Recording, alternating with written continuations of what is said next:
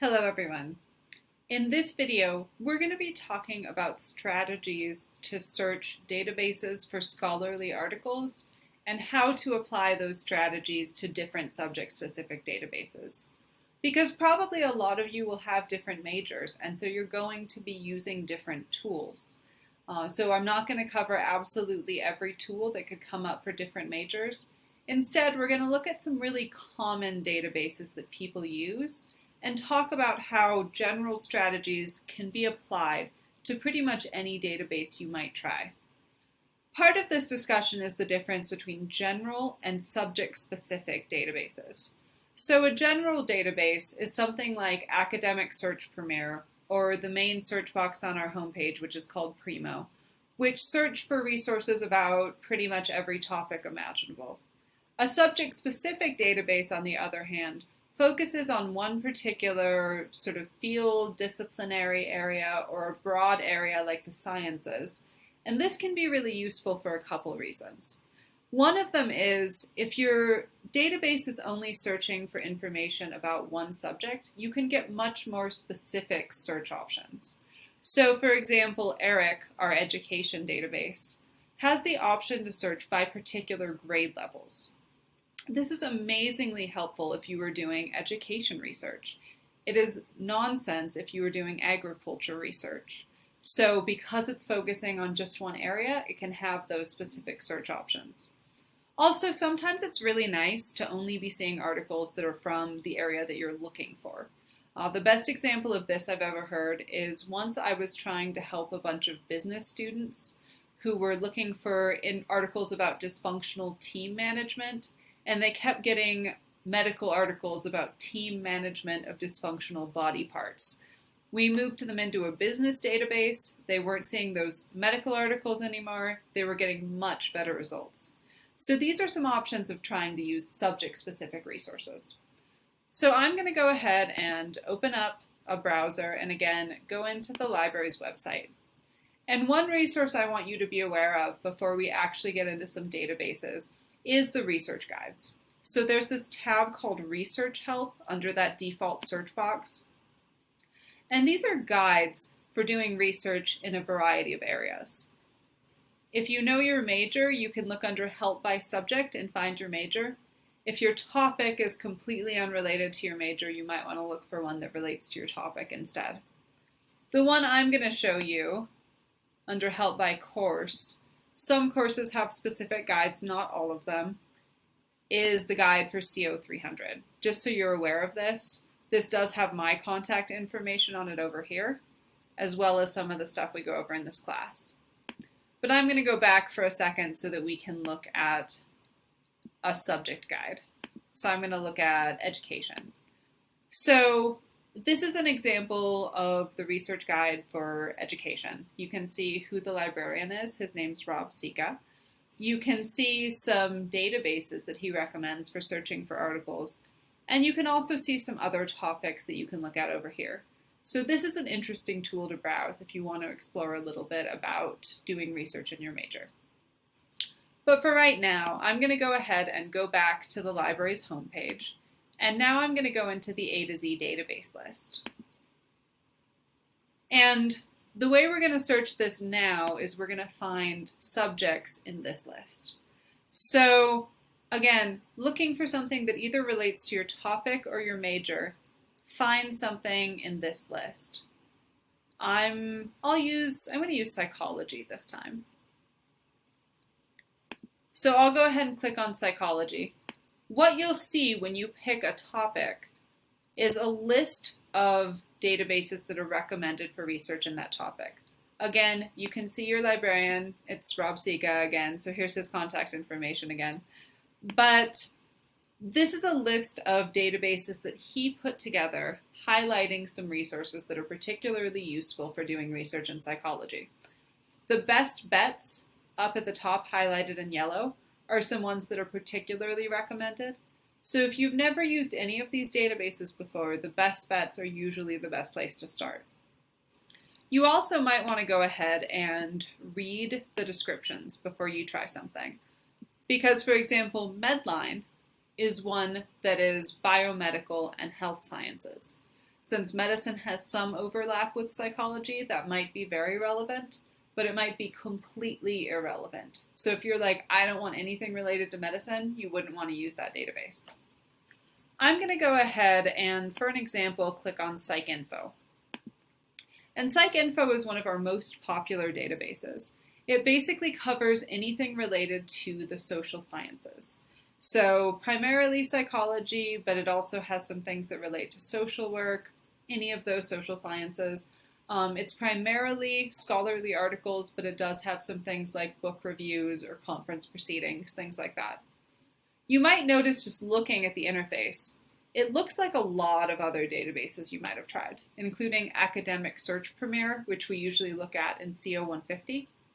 The reason is because it's published by a company called EBSCOhost.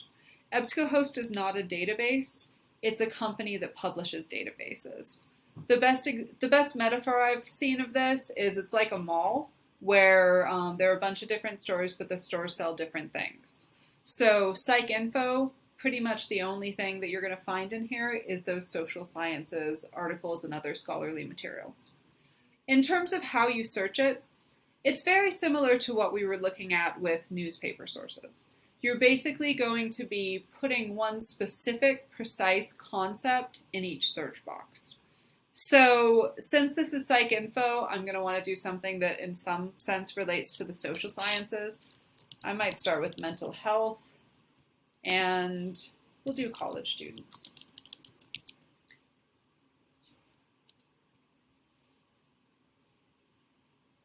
And that's still 12,000 results. So that's probably too many. Maybe I'll look at the connection between mental health and academic success. And that'll give me a variety of articles, connections between mental health and academic success, ways that you can promote academic success for people with mental health issues. There'll probably be a bunch of different things there. If I didn't like my search results, I could just play around with my search terms to try to make those results more relevant. But a couple of things I want to point out here. I'm just going to go ahead and open an article so that we can look at it. Pretty much every database, when you open an article, it'll give you some additional information like the abstract. It'll also have like subject or keywords, which are things you might want to consider trying in your search. And there'll usually be like a tools menu or something like it where you can do things like email it to yourself, get a quick citation, get a permalink, that sort of thing. So these are all features to look for. Some other common features, most databases will have options to change the way that your results are organized. So this is sorted by relevance. If I wanted to, I could change this to the newest or the oldest articles or, author listings. So I have some options about how it's listed. Most databases will have the option somewhere to change the date. So I don't want articles from 1960. So I can make my articles from the last 10 years. I can do things like specify that I want academic journal articles. So there are a bunch of different things that I can do to specify what I'm looking for. And these are options that are available in pretty much every database. A couple of things to note. Some databases like Medline, the one we looked at earlier, and Web of Science, which I'm going to show in a minute, don't have an option to limit to academic, scholarly, or peer-reviewed journals, because something like 99.5% of the articles in those databases are peer-reviewed. So some databases don't have that option because you can pretty much assume anything in those databases are peer-reviewed. And also, some databases either do or do not have PDFs available right in the article information. When you see that PDF, you can just click on it. That's easy to get. But for ones that don't, what you will always do to get information about how to get the full text of that article is click on the Find It at CSU button. This redirects you to a page that will show all the options for actually getting the full text of this article. This is telling me we do have the full text, and it's available at Taylor and Francis Journals Complete. You don't have to know what that means. That's just a company name. But when I click on it, it redirects me to where that article is available, and then I just look for the PDF. So I can still get immediate access to it. It's just one additional click. There are occasional articles where either there's no full text available or a link like this doesn't work. If that happens, you still do have an option, which is requesting it through CSU Fort Collins Interlibrary Loan. Interlibrary Loan is a service we provide where if we don't own an article, we'll get the PDF for you from another library and send it to your account. It's free for you, and because it does have to be processed by real people, it takes an average of 1 to 2 business days. So it's not a good option if you're working, in the middle of the night and your paper's due at 8 or 9 a.m. But if you have a couple of days, it can be a really good option to get that perfect article that you really want for your research. If you decide you do want to request something through Interlibrary Loan, just click on this for the article you want, and you'll basically be walked through the process.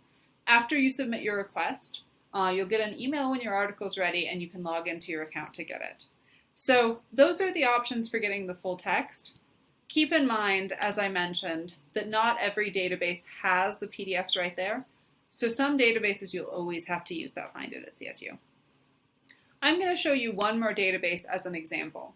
And a lot of our databases are through EBSCOhost. So that's a very familiar view and interface that you'll probably be using a lot. But another really popular one we have, I'm going into my A to Z database list, is called Web of Science. So I'll go back there for a second because I went kind of fast. It's right here under Starting Points. And this is a database that covers pretty much all areas of the sciences and social sciences. It particularly focuses on issues or topics related to like sustainability or any of the sort of physical sciences. It's a great database for topics related to that. I do like to add a couple rows, so I'm just clicking on Add Row right here so that I can split up my search terms like I was showing you in the other databases. And I'll do wolves and reintroduction. And I'm going to say I want to see articles from the last 5 years. I don't want particularly older articles for this. And then I'll go ahead and search. Then I can see my results. Again, I like to sort things by relevance. That's up to you, but you can usually change how things are arranged in your database. And then you can see all the articles that are available about your topic. So I can scroll through this. I can see if they look good for me. I'm seeing some wolves for Yellowstone, which are kind of nice. So I can look at this. If I see one that I like, again, I can click on it to open the full version, read the abstract. A really useful feature of Web of Science is that you can track things by citation. So when someone is using an article to prepare their own article, they're of course going to cite it.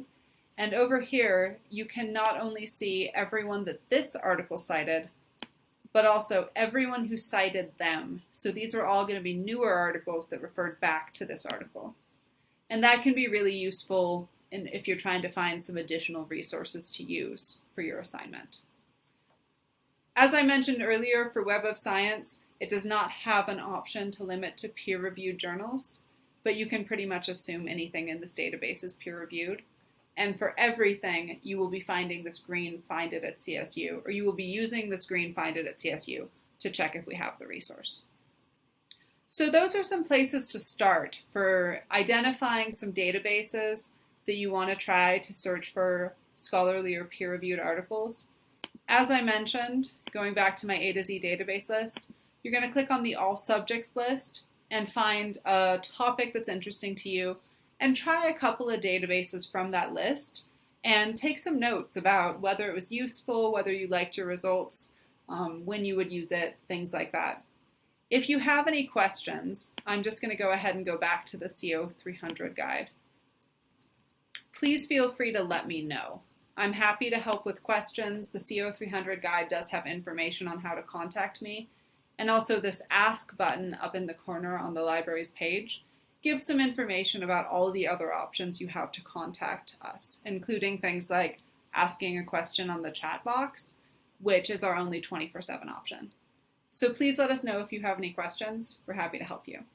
Thank you.